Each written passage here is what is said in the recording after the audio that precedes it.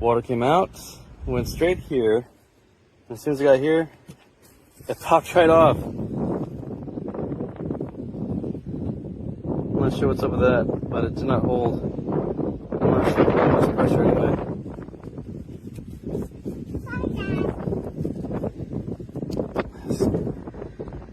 $69, I was kind of hoping this would be a little better, and then something could just pop off with almost no pressure.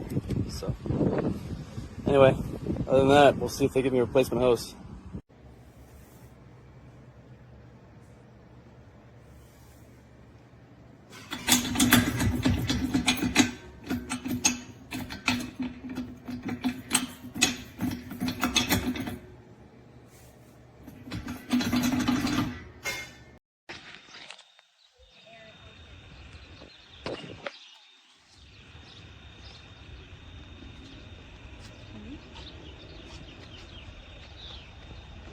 I could record that like 10 times.